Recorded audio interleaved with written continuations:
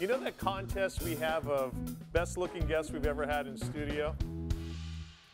Is there a contest? There is. No, There is now. No, don't throw me under the bus. I don't know. Our guest a few minutes ago is pretty good looking too. We're 2 for 2 today. Yeah. Adam Ferrari is his name. He's the CEO of Phoenix Capital Group, and interesting business model. We're trying to maybe get outside the world of just what companies do, but inside about financial planning and such, and capital formation and such. And you guys are a privately held capital group that focuses on oil and gas. Is that right? That is correct. Talk about that. So it's a little bit taboo, I guess, in some parts of Southern California, but we are an energy producer in America. We are kind of funded in a very unique way. We don't have a true direct competitor that has taken the path we've taken, but we produce oil in about 9 states in America. We have operations in North Dakota and Montana, Wyoming. We have an office in Southern California that kind of leads our capital formation efforts. But yeah, we have a lot going on. Happy to take it any direction you Well, listen. We've interviewed a number of oil and gas companies. I think it's good. Are you all the way from royalties down to exploration? Okay. Very cool. So where do you guys fit in the scale? Is it exploration? Is it? We do a little bit of everything. Okay. So when I like to talk about the oil and gas business like kind of a poker table. The low stakes table is minerals. Sort of the next level up, you're doing passive working interest deals where you're providing capital for an operator. And the big boy table is you actually pick up a drilling rig and you go drill your own wells. We started doing the little stuff because we didn't have as much capital in 2019.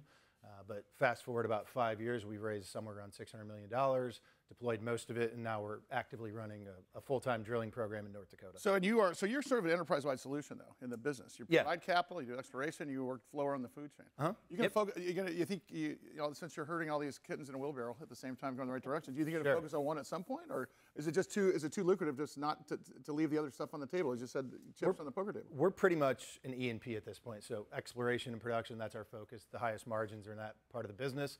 What's unique about our company is most companies that decide to drill wells, they go to Goldman Sachs or Merrill Lynch to raise their capital, and there's a plethora of middlemen that all charge a lot of fees. Our business model was actually really a simple idea, much more complicated to do it in practice, but we go direct to the investor.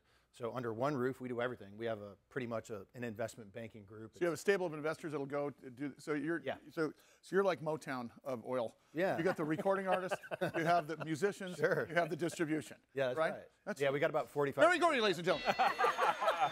Adam, do we, you always hear we have 100 years worth of oil and gas in this country and we should be tapping into this massive tank. Is that true? I mean, are we just tapping a small percentage of what we could have at our fingertips? That is true, and I think this is kind of a long topic. I'll try to condense it really quickly. When I came into the business in 2005, there was a lot of very smart people. The smartest people in the room said we're going to run out of natural gas in like 10 to 15 years. There's like hundreds of years of natural gas supplies now. So I tend to believe that, when the price is right, American engineers figure out a way to get it done, and I think American production is a testament to that. So there is an abundance of supply. There's no worry that it's going to run out in our lifetime, in our kids' lifetime. So what's interesting is up until a few years back, I won't mention the president. However, we had 85% of our oil. We were independent between Canada, U.S., and Mexico. Sure. And it's not a bad thing. Oil is not a bad thing. In fact, I would suggest that everybody out there driving a Prius with a coexist bumper sticker, the steering wheel and the bumper sticker all made out of what they're looking for? Petroleum. Yeah, exactly. I want to talk about the price of gas because what I think a lot of people don't realize is the guys at the gas station are not setting the price. It's they're making their money from chips and soda. But the guys that are exploring and exporting, it's what the market will bear. And what's interesting is for an oil company to drop prices just because they have a glut of oil is like McDonald's dropping the price of French fries.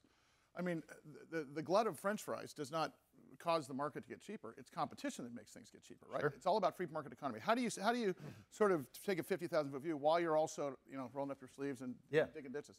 So, it's interesting. I was in Texas this week in Amarillo, and the price of gasoline was like $2.40. Yeah. You come to California, and it's at least 2x that. So it's not that there's less gasoline in California. It's purely political and the regulatory environment. Well, yeah, plus we had 89 cents per gallon of environmental fees and taxes. Sure. By the way, before I forget, Chris and Jared, our Emmy Award-winning director, Jared Cohen, pull up GasBuddy.com and get the gas price temperature map just to see how worse off we are than his damn 220. No, don't do it. One more day I went over it. Thanks. 'Cause I think we average 360 still. So when you see that, in Texas, but you also see let's strip out the states that have too much environmental fees. Sure. Because that's driving a number of things. Where do you think this gas thing? Are we pretty? Everything kind of returns to its mean. Is this about the price we're going to live with? Because we're still $6 below Canada. It's hard to say. I mean, it's really hard to say. I would just say this: in America, we're price takers. Nobody that produces oil in America sets the price. It's kind of a worldwide phenomenon, and it's expensive to get it out of the ground. If I were to take you to one of our locations, I think you would kind of fully appreciate the costs involved in extracting a barrel of crude oil. And if the profit's not there, we just won't do it. Well, sure. It's not just about creating cash flow. Looking at that Gas Buddy map, you can see right in Texas where it's deep purple, where it's less expensive. But what is that? What are we? We're $4.75 average price per gallon. Yeah, that's just a frightening number there. For you, talk about where are you guys exploring? Where is it Texas? Is that or do you? So we own properties in Dakota, Texas, the Bakken, but we tend to think North Dakota is a little bit more attractive than Texas. Less competition, the cost of entry is much lower, and we have a team that has direct experience in North Dakota. And we kind of like that marketplace, so we're pretty active there. So we're talking about the Bakken oil fields, right? Yes, exactly. So the Bakken is something that came out, I'd say 7 years ago, that we kind of, the boom down there. It was discovered in the 50s. But, so but we created infrastructure in this country. The boom happened in the early 2000s. Yeah, and the funny part of this thing is there was no infrastructure. Guys are making money just on infrastructure there. Yep. And then real quickly, we got about a minute left, what happened there?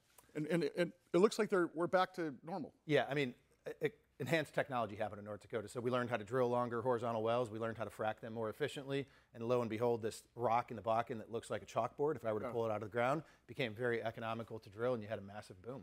Yeah, and it seems to be more efficient in terms of exploration these days. It is, yeah, and it's a very business-friendly state. I could go on and on about how good North Dakota is to do business in. Would you ever? Well, listen, yeah, and it really is. And if you ever want to go completely anonymous or do a dual citizenry, like a lot of Major League Baseball players do, they establish their LLCs in I think it's North Dakota. Because in a day, if you spend one day there, you can establish residency, which helps with your taxes. His name is Adam Frey. Will you come back with us? I think you should be our happy to come back. Get on. I think Mary's going to. Is it easy as you're going to have to come? Do you need me to I'm sorry. Should I be focused? I'm like, where's 11 cameras? We got a camera when you leave this place, so don't worry about it. Right. We'll be haunting you tonight. Yeah. I don't do many of these types of chats, so it's a little bit different. Great to have you. All right, Big Biz Show. That's it for us tonight.